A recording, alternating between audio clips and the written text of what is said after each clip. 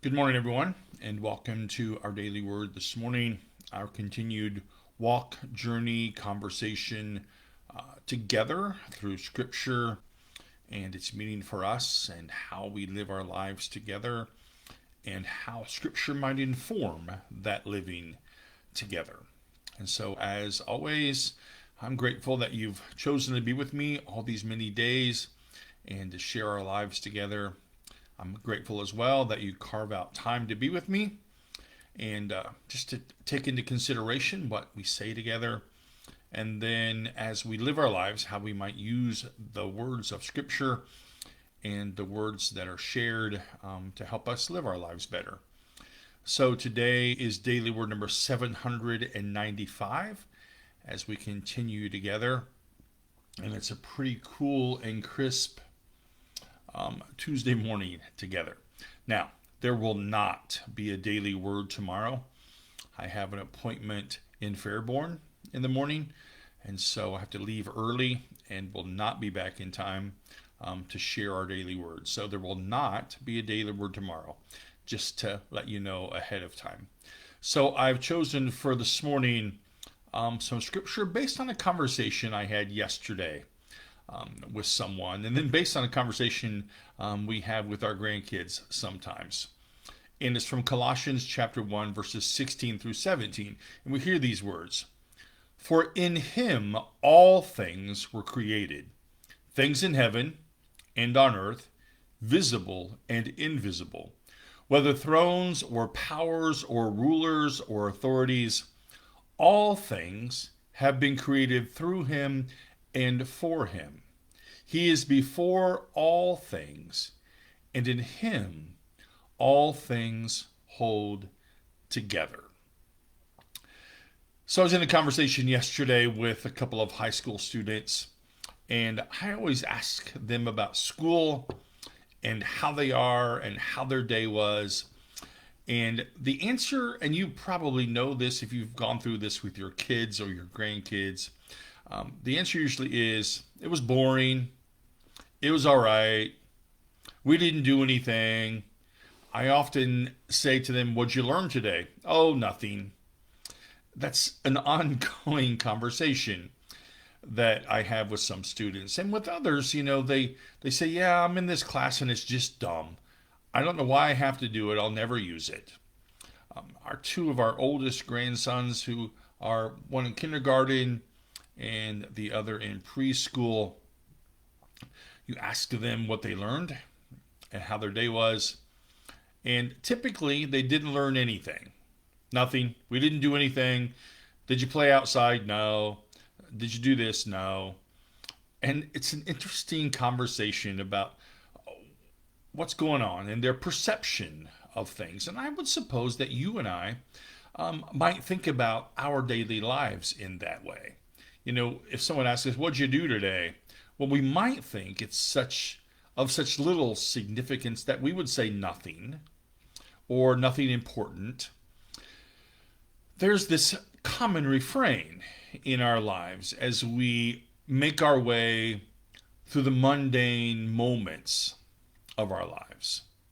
Now, for kids, and these are high school kids that I typically talk to, and almost high school kids, for them, the answer for me always is that, you know, school isn't just about this one subject that you hate, that you think you'll never use, but really, school, teaching, learning, even for us as adults.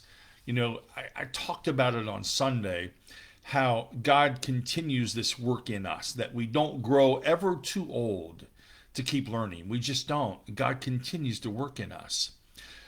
So, learning, school, especially school, teaches kids how to learn, how to solve problems, how to think through things, how to solve issues. Sports do the same things. Sports teach kids how to solve problems in the midst of difficult, high stress situations.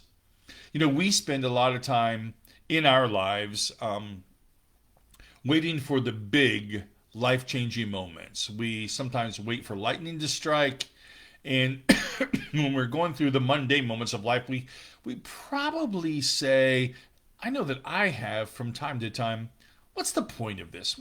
Why am I doing this? But there's this reminder in the scripture for us that everything in life matters. Everything. Whatever our circumstances, whatever the setting we find ourselves in, it's an opportunity for us to choose. And in that choosing, I think, is how we slowly mold our character, and how our character continues to evolve and change and grow as we live our lives together. Mundane life isn't inherently mundane. It's about a perspective, I think. It's about convincing ourselves that in the midst of our lives, everything that happens, all that we have, as the writer of this text reminds us, is God's. And God created it, and God ordained it, and it's all of that is God's, and it's a reminder for us of who God is in our lives. In him all things were created, things on heaven and earth, visible and invisible, whether thrones or powers or rulers or authorities. All things have been created through him and for him. He is before all things, and in him all things hold together.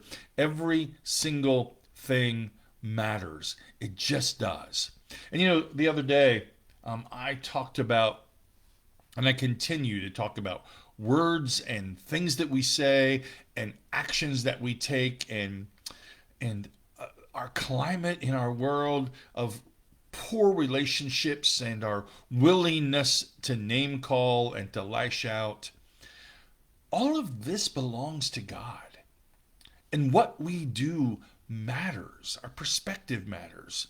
What we choose, even in the moments that we can't see the end fruit of our choices, those things matter. And they help shape the lives that we're living. And I think this is such a crucial thing for us as we navigate our way through life, as we try to figure out how God's moving in us. Everything was created by God. God was before all things and is in all things.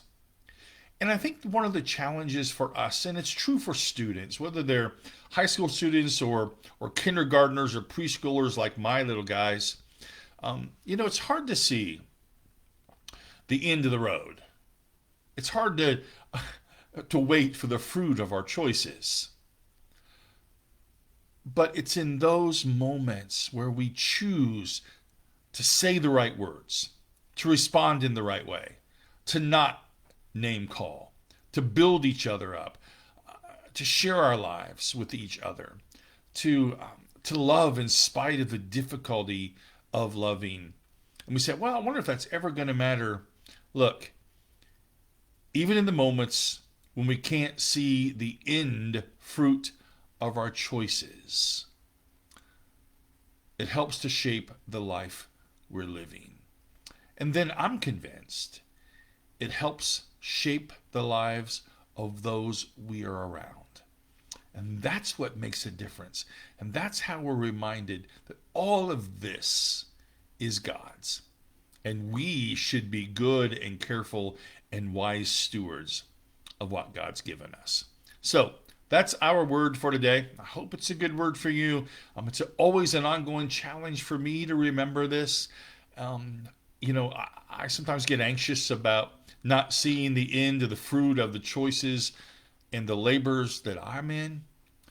But then I just remember that those things help shape my character that continues to be shaped and the life that I'm living.